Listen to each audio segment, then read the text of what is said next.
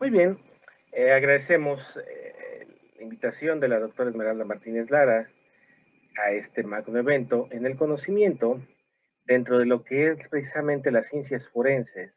Hoy en día hay un progreso y un avance muy importante dentro de ellos. Y dentro de este contexto tenemos al área criminológica. Encontraremos que la investigación delictiva tiene tres áreas importantes para ello: la medicina legal, la criminalística y la criminología. Hoy en día la criminología nos indica que debe de haber una especialización, de acuerdo, obviamente, al área que se trate. Y esto nos atrae a lo que se conoce como el área de la criminología corporativa. Recordemos que el derecho penal ya no solamente estamos hablando de la responsabilidad que puede existir dentro de lo que son las personas físicas, sino que también las personas morales ya tienen también responsabilidad. Esto obliga a las empresas a llevar la elaboración de un programa que se llama Complice o Compliance, programa de prevención de delito. Y la criminología corporativa entra a esta dinámica para poder aplicar ello. Encontraremos que la criminología es una disciplina científica que ha tenido por objeto los factores de estudio del delito para entender las conductas desviadas que han existido en el delito, el delincuente, pero también en el estudio de la víctima. Encontraremos además que está también como ejes el delito, el delincuente, el manejo en la política criminal y el llamado control social, tanto formal como informal. Esto nos ayuda a entender cómo da los procesos de criminalización para poder aplicar en el contexto precisamente en una amplitud más amplia, precisamente la inclusión de las empresas.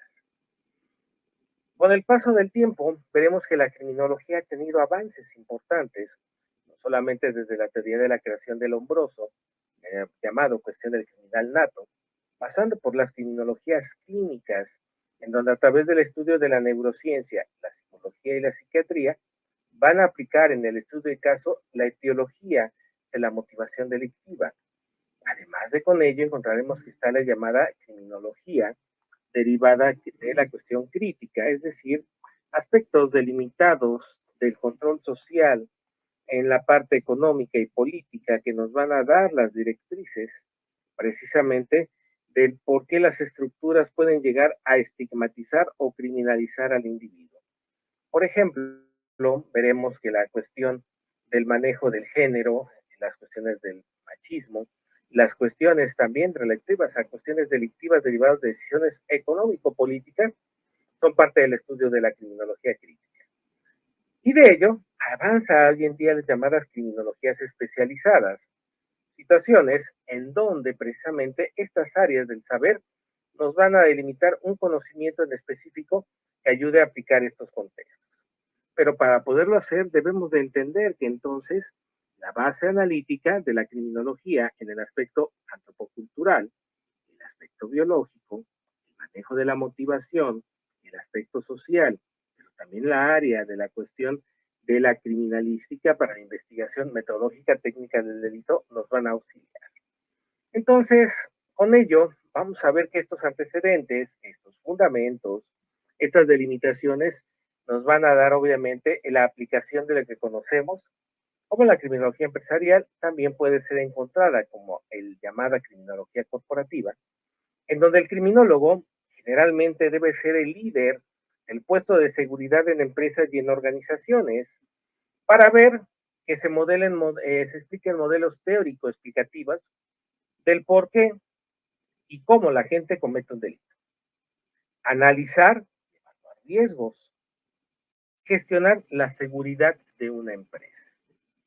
Ello nos lleva a entender entonces que la criminología corporativa surge del conocimiento de la criminología general, de las teorías de la psicología organizacional y el manejo de la seguridad industrial, que permite desarrollar un amalgamiento de conocimientos para conocer la delincuencia, el riesgo y la gestión de la seguridad en las organizaciones. Además, no solamente la criminología corporativa va a tener esta situación, sino que va a llevarse a cabo, por ejemplo, la administración efectiva de tiempo, liderazgo, la supervisión, manejos de mediación y negociación en los conflictos en la empresa y obviamente conocer técnicas especializadas de entrevista e interrogatorio, como es el modelo READ, el modelo kinésico, el modelo PID, en donde trabajamos precisamente en estas áreas dentro del manejo de la seguridad privada. Entonces vamos a ver, un criminólogo, ¿qué hace en una empresa? Mucho se da ese contexto de pensar que únicamente el criminólogo va relacionado a cuestiones delictivas en lugar de investigación, en hechos sangrientos, en hechos, situaciones obviamente que pudieran dar situaciones de alto impacto. Esto no es del todo cierto. El criminólogo hoy en día tiene una inclusión de gran oportunidad en las empresas, porque puede llevar a cabo lo que se conoce como un análisis de vulnerabilidad, pero obviamente la integridad de sus empleados, obviamente el liderazgo de su parte administrativa, cómo son el manejo de los clientes y asimismo tener cuidado con la infraestructura física que puede estar en las instalaciones y determinar impactos que pudieran obviamente minimizar riesgos y evaluar pérdidas como tal. Entonces se pueden elaborar planes para esta cuestión. También existe lo que se conoce en la parte de la criminología corporativa, el manejo de las medidas de las cuestiones de los lugares de acceso, las condiciones en la parte relacionadas con la criminología ambiental, sistemas de iluminación, manejo de control de accesos, espacios, sistemas de alarma, monitoreos y manejos, en este caso, de vigilancia para poder obviamente determinar la presencia de algún incidente. Encontraremos también en ese estudio de seguridad que analizaremos minuciosamente todos los sistemas y procedimientos operativos para ver las condiciones de seguridad existentes, localizar vulnerabilidades y obviamente ver el grado de protección necesaria para esa empresa. Por lo tanto, evaluaremos el activo, llevaremos a cabo un análisis del costo, gestionaremos obviamente la mejor manera con una coordinación del riesgo que puede existir, determinando una vulnerabilidad, llevando a cabo acciones de moderación de la misma, administrar el riesgo y obviamente en la evaluación de amenazas, administrar la toma de decisiones para poderlo lograr. Vamos a ver que además, no solamente la parte corporativa, es necesario tener los mejores elementos para tomar determinaciones. Por lo tanto, esto también puede llevar a cabo en la existencia de la criminología una clara oportunidad de determinar obviamente las condiciones en las cuales van a estar relativos a la honradez de clientes, de empleados, de proveedores, para ver cuestiones, por ejemplo, de selecciones de preempleo, ver anteriores situaciones de protección de clientes y socios, tener el cuidado del manejo tanto el robo de manera interna o externa, lo veremos un poco más adelante, y obviamente ver la cuestión cuando son intrusiones en las instalaciones, que se debe de llevar como tal. Por lo tanto, elaboraremos una política adecuada con documentos para determinar procesos en contra de desastres naturales, siniestros, clientes agresivos, visitas VIP y activación de protocolos. Hoy en día, dentro del manejo de los estándares de investigación, veremos que son medidas que deben de estarse de una manera uniforme para, en caso de determinados elementos o supuestos, llevar a cabo ello. Niños perdidos, por ejemplo, en centros comerciales, en un estadio, en el metro, entre otros elementos. No solamente también veremos que se hace un estudio de reacción, sino que la criminología corporativa pugna por una prevención de conductas y factores de riesgo, evaluando la adaptación del puesto, sustituciones, manejo de obviamente de posibles situaciones de acoso. Hoy en día en México vemos que está reglamentada la NOM 35, que es la prevención de riesgos psicosociales en las empresas, el manejo de abusos de sustancia, violencia física, violencia sexual, suicidios, amenazas, entre otros elementos que se pueden llevar a cabo. Pero también asimismo vamos a encontrar que debe de haber un análisis de vulnerabilidades en un esquema, por ejemplo, que es el burnout, que es el procedimiento de quemar al trabajador, de estar obviamente es una sobrecarga de trabajo, que va a orientar a una fatiga crónica. Y esa fatiga crónica obviamente repercute en la eficacia de la empresa. Hay otro tema relacionado, por ejemplo, la cuestión de la adicción al trabajo, Recordaremos que de acuerdo a la división de la gestión de tiempo, lo adecuado es una jornada laboral de 8 horas. Incluso los estudiosos de la psicología organizacional señalan que deben ser menor tiempo. Y aquí encontraremos que hay una adicción al trabajo que uno dedica más de 12 horas de trabajo al día. En Japón se conoce como el karyoshi, en donde es un exceso, una sobrecarga del individuo y provoca situaciones graves en la salud. Consecuencias, por lo tanto, también posiblemente derivadas del desempleo y situaciones psicológicas del mobbing o lo que se conoce como el acoso laboral. Por lo tanto, estos procesos de los esquemas empresariales se va a llevar a cabo a un entendimiento de un proceso que se llama la investigación criminal. Eso, por lo tanto, vamos a ver que es un conjunto de saberes interdisciplinarios, acciones sistemáticas para que lleguemos a la verdad y que, por lo tanto, esto se da un fenómeno delictivo. ¿Qué métodos tenemos para iniciar una investigación? Tenemos, en primer lugar, la vigilancia física, un proceso de monitoreo para que obviamente evaluemos cualquier conducta que pueda atentar en contra de la vulnerabilidad de la empresa. También vamos a ver que la vigilancia permite conseguir datos, permite obviamente evaluar cuestiones de riesgo, situaciones de disuasiones, obteniendo pruebas o evidencias de un delito, identificar también al sujeto responsable y así posibles cómplices, y asimismo lo que se conoce como el modus operandi. Oportunidades, obviamente, de detectar fallas y mejorar, obviamente, esos procesos. Existe también hoy en día, con el uso de las nuevas tecnologías, un esquema de desarrollo sistemático de vigilancia muy avanzado, sensores, alarmas, en este caso medios electrónicos que permitan a través de los sistemas computalizados entender el correcto uso de los recursos, ver obviamente que puede haber cámaras mal colocadas, desconectadas, en este caso no adecuadamente la estructura del algoritmo, lo que permite obviamente una ineficacia que obviamente vulnere este sistema de investigación. Tenemos el manejo de la autoría, que es un examen crítico y sistemático de un grupo de personas que realizan independientemente de la institución, que nos van a ayudar obviamente a una opinión objetiva y competente de la misma. La autoría se realiza en base de un patrón de conjunto de directrices de buenas prácticas, quiere decir que existen manuales, que existen guías de revisiones, altamente ya probadas, para buscar prevenir pérdidas, establecer la protección de activos y la seguridad de la empresa. El análisis forense quiere decir que el experto, el criminólogo, tiene que aplicar lo que se conoce como método científico. Debe de saber además también áreas de la medicina legal, la criminalística y la criminología.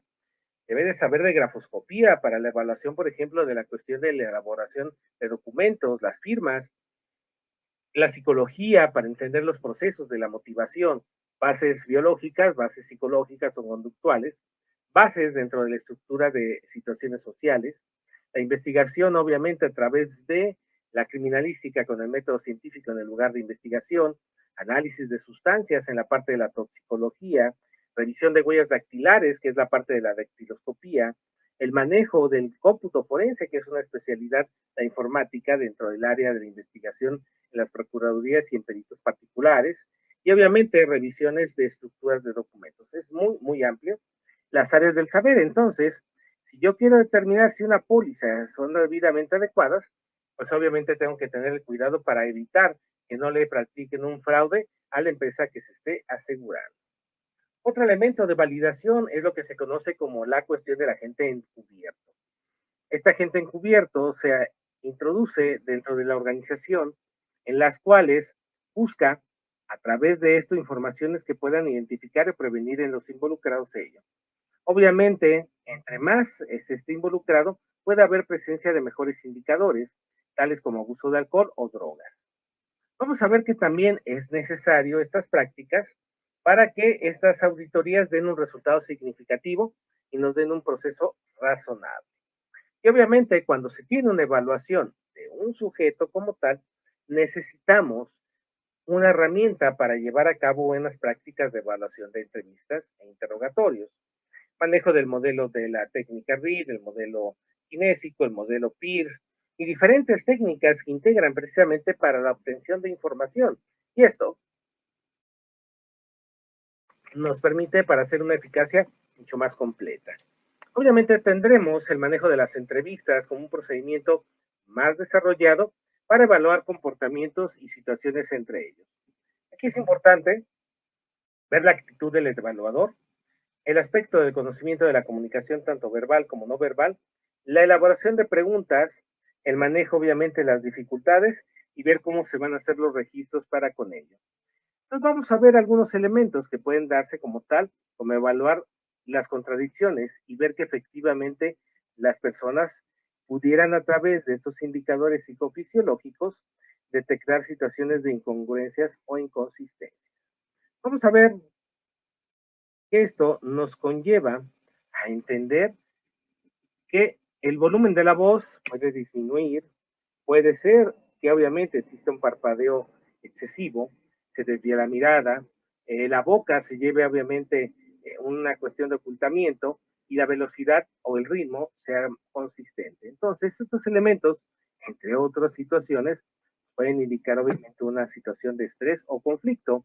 De hecho, tenemos, como bien indicó la doctora, algunas investigaciones, algún material bibliográfico de técnicas de investigación de interrogatorio criminal que hablan precisamente de entre estas técnicas.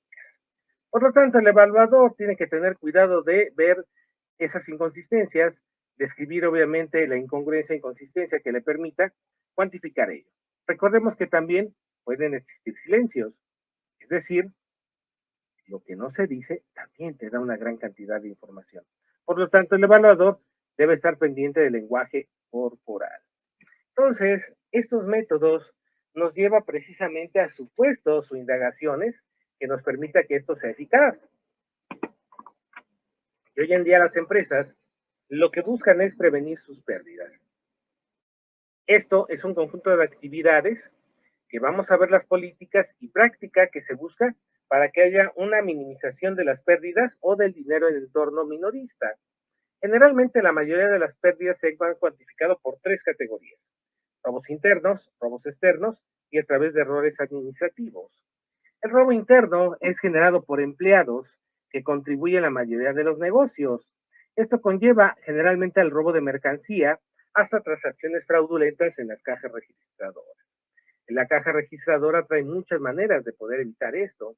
Obviamente encontraremos fraudes, reembolsos, devoluciones, faltantes o descuentos falsos. Esto vamos a ver que es un efecto que da un doble merma, que no solamente se pierde el dinero, los artículos de venta, sino que obviamente la pérdida de confianza en el trabajador. Tenemos también lo que se conoce a través de las políticas de pseudoclientes o farderos. Esto se da mucho en el manejo de tiendas departamentales o de servicio al cliente, en donde a través de conductas de evaluación de video hay conductas de riesgo que se buscan obviamente esto para evitar obviamente minimizar esas pérdidas. De hecho, vemos que los farderos son expertos en introducir dentro de ropas holgadas una gran cantidad de productos de ellos. Y la tercera causa más frecuente generalmente son los errores derivados por los mismos trabajadores. Conteos inexactos, duplicidad de órdenes, transferencias equivocadas, entre otros. Por lo tanto, esto nos lleva a entender que si tú revisas tu documentación y elementos, bueno, tenemos que las ventas se mantienen estables, pero disminuyen las ganancias. Hay incrementos de paquetes vacíos, hay incremento obviamente de piezas faltantes y los empleados obviamente reportan problemas. El negocio tenemos antecedentes en el último año, en donde hay blancos fáciles y obviamente en los ajustes negativos del inventario no encontramos de dónde aparece el error. Generalmente son por errores administrativos de los empleados. Un empleado obviamente tal vez informe de los eventos, pero como no es testigo de ellos, puede ser incluso una complicidad. Aquí vamos a ver entonces que debemos evaluar en qué horarios es cuando se da una supervisión de una mejor manera, pero obviamente que en la caja registradora se presentan faltantes, a veces hay empleados que tienen un alto número de devoluciones o problemas de tickets que no están reportados, se conoce como ticket caídos. Encontraremos también que hay clientes que insisten que se atiendan a un determinado empleado. Entonces, aquí también nos ayuda un área de la investigación forense que se conoce como la perfilación criminal. La perfilación criminal son indicadores que nos dan elementos de comportamiento de un determinado individuo. Por ejemplo, los ladrones en tiendas son obsesivos compulsivos, roban para obtener beneficios económicos, a veces son sujetos verdaderamente necesitados, pero también les encanta la emoción. También puede haber presencia de trastornos mentales o manejo de drogadicción, o también presencia de cleptomanía, que es una patología que el individuo busca adueñarse de objetos que no le pertenecen y posteriormente no recuerda lo que hizo. Y cerramos con este tema dentro de precisamente otra situación que puede ser parte de la criminología corporativa,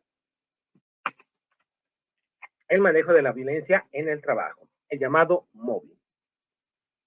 Hoy en día, si bien es cierto, hubo un cambio con la cuestión del COVID, encontramos que hay un incremento ya nuevamente de reingresar a los centros laborales, en donde vamos a ver que las personas conviven más de la mitad del día con otras personas. Y obviamente lo que se busca es que una relación laboral haya respeto, haya seguridad, pero también estabilidad tanto física como emocional. La violencia laboral tiene muchas facetas, en la parte de un descendente del jefa o un ascendente del subordinado, o de manera horizontal de compañero o colega de trabajo. El efecto en la salud obviamente es indiscutible y hay un problema en las estructuras institucionales, tanto para los trabajadores y las familias. ¿Cuáles son los elementos que maximizan esto? Bueno, una falta de política declaratoria de tolerancia, de cero manejo de la violencia laboral y el hostigamiento y el acoso sexual, una mala organización discriminatoria, una cuestión de estructuras patriarcales y machistas, ausencia de mecanismos de control y obviamente un bajo compromiso para solucionar las controversias. Encontraremos que hay ciertos elementos de que estos agresores que ejecutan lo que se conoce en el mobbing tienen ciertos indicadores, tienen una personalidad psicopática, son paranoicos, piensan que todo el mundo está en contra de ellos y tienen una personalidad narcisista, todo tiene que girar en torno a ellos.